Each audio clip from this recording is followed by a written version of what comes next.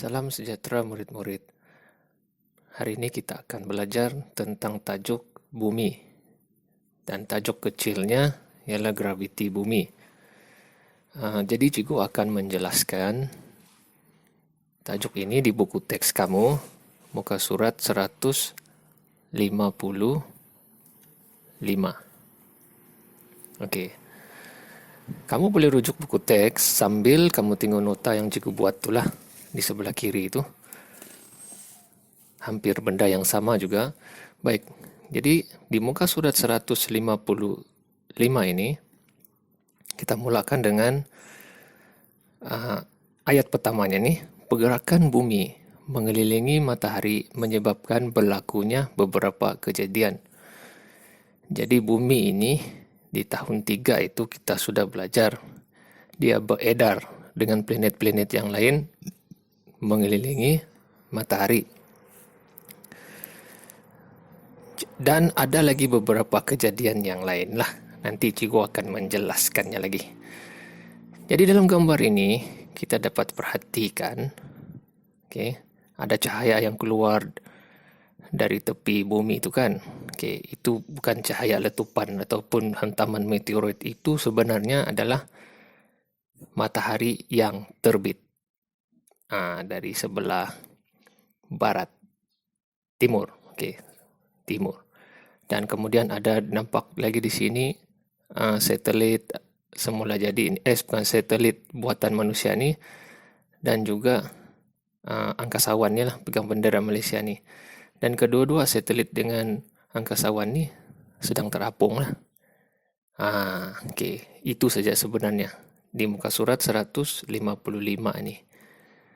Dia mau beritahu kita kenapa angkasawan dan satelit itu terapung.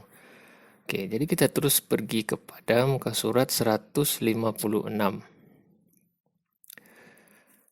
Graviti bumi. Ketika Paris bermain bersama-sama dengan Jimmy dan Melan, dia mendapati setiap objek yang dilambung ke atas akan jatuh semula ke bawah. Mengapakah objek-objek tersebut tidak terus terapung di udara? Jadi dia tanya kita lah, kenapa bila dilambung jatuh ke bawah? Apa yang menyebabkan objek itu jatuh semula ke bumi? Jadi jawapannya ialah ada satu daya yang menarik semua objek-objek itu, termasuk kita, menuju ke arah pusat bumi. Itulah yang menyebabkan semua objek yang dilambung itu jatuh semula ke bumi. Jadi jawapannya ada di bawah tu. Semua objek di sekeliling kita ditarik ke arah pusat bumi oleh suatu daya. Dan daya itu kita namakan sebagai daya tarikan graviti bumi. Jadi graviti inilah, daya tarikan graviti inilah yang menyebabkan semua benda itu dilambung akan jatuh semula. Tak kira lah kamu lambung dari atas kah, kamu terjun dari atas kah, pokok kelapa buahnya tu kah, ataupun bila air mengalir kah, ataupun mau lempar bola kah, semuanya akan akhirnya jatuh ke bawah tanah lah. Dia tidak akan terapung. Baik, seterusnya di bawah tu, tu ada satu gambar raja tu. Daya tarikan graviti semua menuju ke arah pusat bumi, di tengah-tengah bumi itu kan. Ada dalam gambar raja cikgu juga ini. Jadi semua benda itu akan tertarik ke arah pusat bumi oleh daya tarikan graviti bumi inilah. Baik, cikgu jelaskan, graviti itu kalau dalam info sains ini, kalau dalam bahasa Latinnya ialah gravitas. Maksudnya ialah berat. Dan dia bagi tahu situ, daya tarikan graviti ada pada semua objek lah. Tiada yang terkecuali. Semua akan ada daya tarikan graviti pada objek itu. Baik, seterusnya Cikgu jelaskan apa itu daya tarikan graviti lah. Okey. Graviti bumi, okey, ini muka surat 158. Yang 157 tu sebenarnya hanyalah satu uji kaji yang kita tidak buat. Okey. Yang kita tidak dapat buat lah, bukan kita tidak buat. Baik. Yang untuk 157 ini cuma uji kaji. Ya, kita lemparkan bola, lepaskan bola tu dari pelbagai arah, dan pelbagai ketinggian. Lepas tu kita tengok apa yang berlaku. Jadi keputusannya cikgu sudah letak sini.